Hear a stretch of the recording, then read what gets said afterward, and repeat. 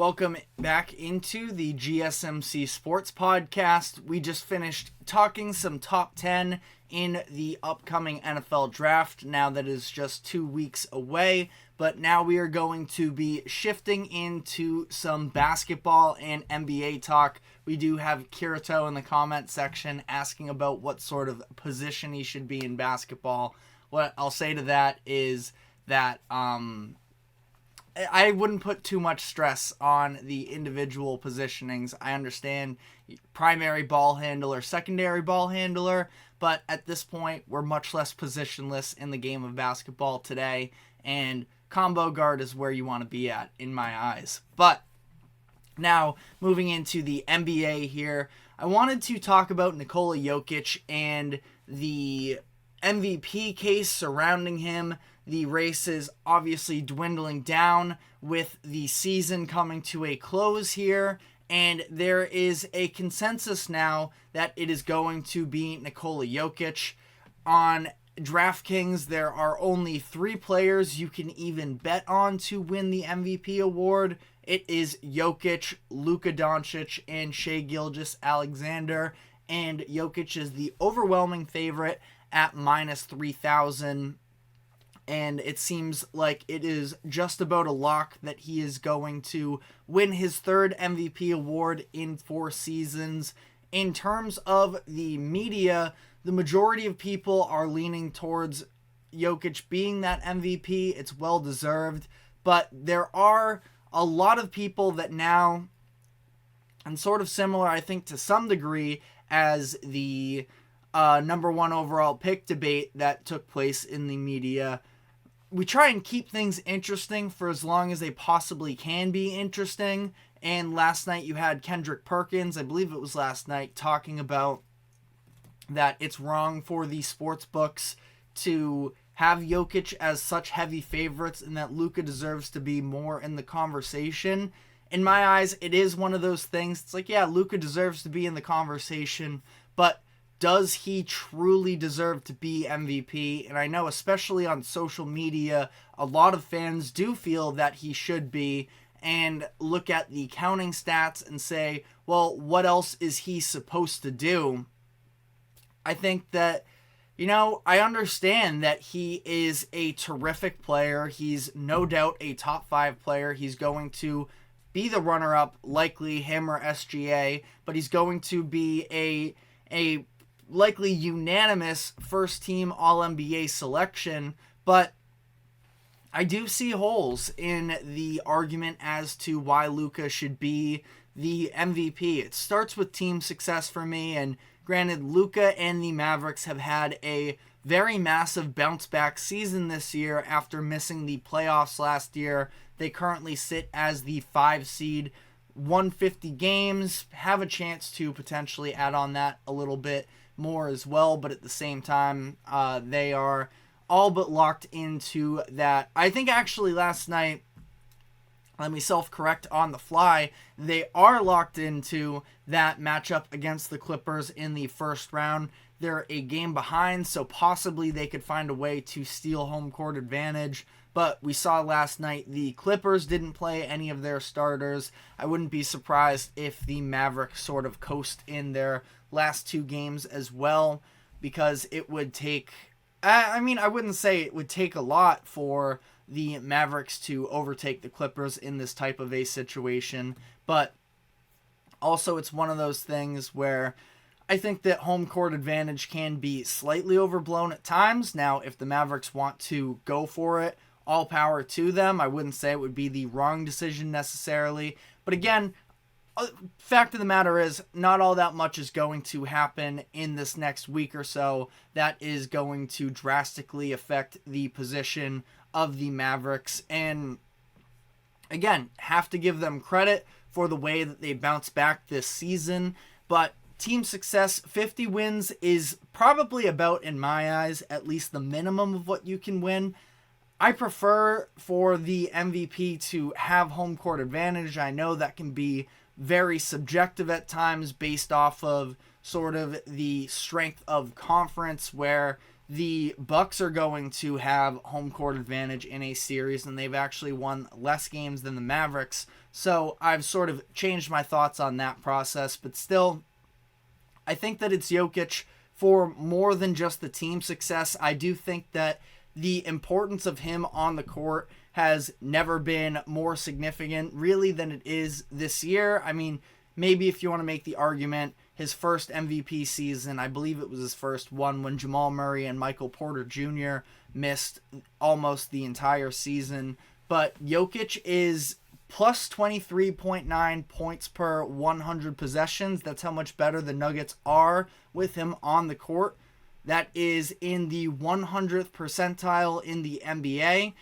Luka is still very valuable as well, plus 9.1 points per 100 possessions, and you can definitely make the argument that Jokic is on a better team, but I think it's more than just that. I think that Jokic really elevates all the players around him, and Luka does as well. And there's sort of this toxic narrative that can surround him based off of some of the usage stuff with Luka. People try and point to the situations of Jalen Brunson, or even much smaller. Kristaps Porzingis is another one that's been thrown out as far as the more star power type players, but also with even Grant Williams, who was really struggling on the Mavericks this year, has sort of rebounded some since being traded to Charlotte earlier this year.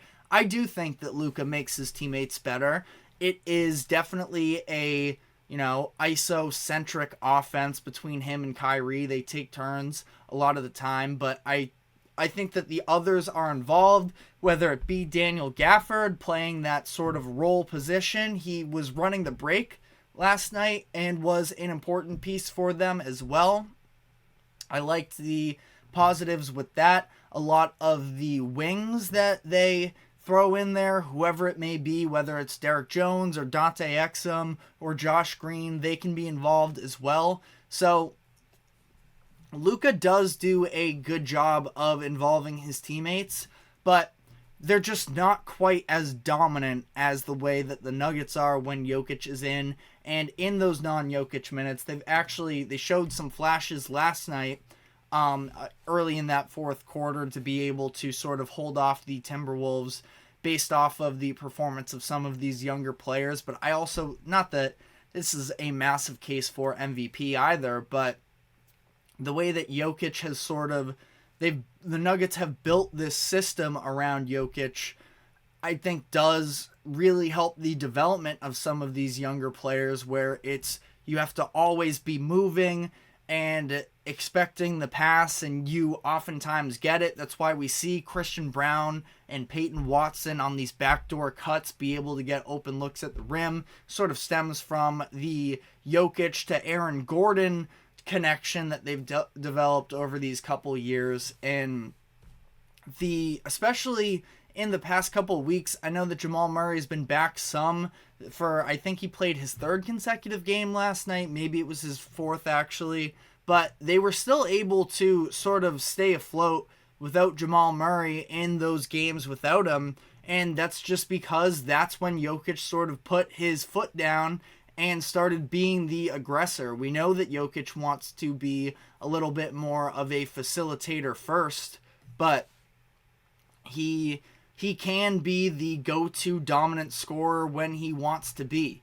And this argument that Gilbert Arenas put out last week, talking about statistically Jokic is the worst MVP that we've seen in the past 40 years, is just a ludicrous statement. He was talking about the fact that, he won these MVPs, but he didn't average a triple-double when Russell Westbrook won MVP. It was so significant because of the fact that it was this triple-double season that we've never seen before, when I think that the triple-double is one of the more overrated stats in the NBA. And that being said, Jokic as a center, keep in mind, was 0.2 assists per game last year from averaging a triple-double. And he's just such a dominant force, as we saw last night against the Timberwolves during their game. He just operates the show for it, where Minnesota was in that game the majority of the way through.